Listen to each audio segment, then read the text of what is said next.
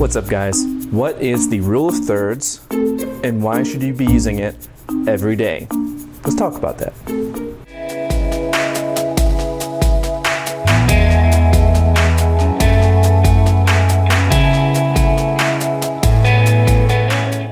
So the rule of thirds, or as some people know it as the law of thirds, is something that was placed in around, guess it, 1797. And what was the idea behind it? Well, the idea is that it's a way to organize a visual plane in lines and quadrants.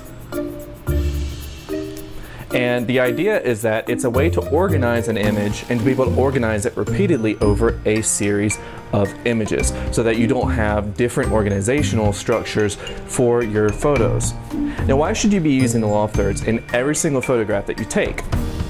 Well, let me talk about this first. In nature, there are numbers that are repeated various places all over the world, right? We have things that come in pairs, threes, sevens, and so on. Look at leaves, look at trees, look at any kind of natural object, and a lot of times you're going to see these patterns. Well, a lot of that is my theory why we are attracted to things that are set up in the rule of thirds. So we have the 9 different quadrants of the 3 planes, right? And with each plane, the idea is that you want to place your subject on a particular location in the space. So, where should your subject go? Well, that's something I think really depends on what you're shooting. Say, for example, you're taking a subject like this. Now, you want to be able to organize this image to where your subject is looking in the direction that they are facing. And you don't want to have them looking off of the page most of the time. So the idea is that you would place them into the left or right quadrant based on wherever you need them to be looking. This is the rule of thirds. It's super simple. Another idea would be if you're taking a picture of a landscape. With the landscape, you're going to have 3 different sections. Typically, you're going to organize it with the sky, the foreground, and the background.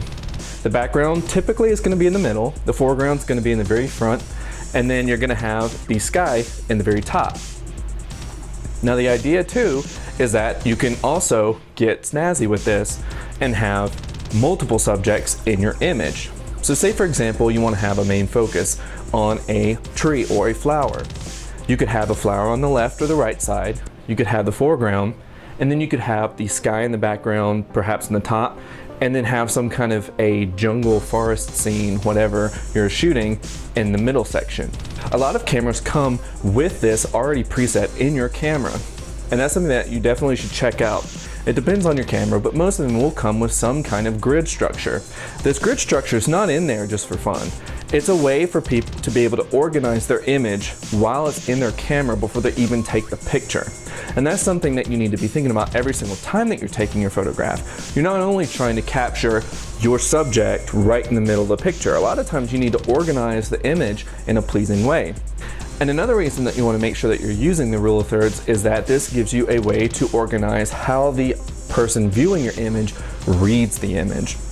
Now let me explain that a little bit. You're actually, when you're looking at an image, going to focus on a particular section first. Now, that's not only going to be based on what is in focus and what's not in focus.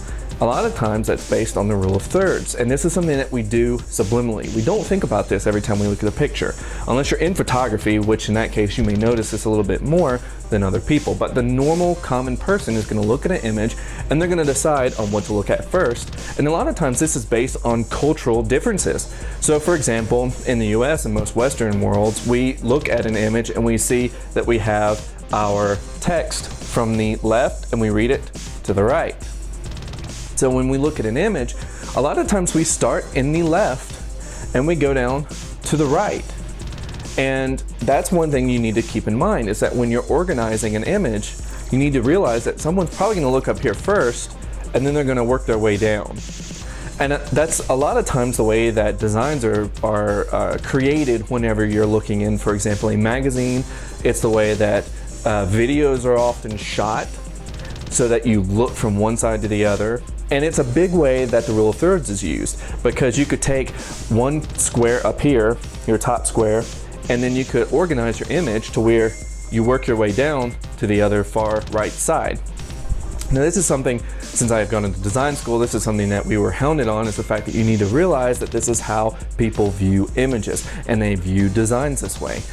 This is just a basic tutorial on how to use it. Later on, we're gonna go into a little more detail on the organization of an image.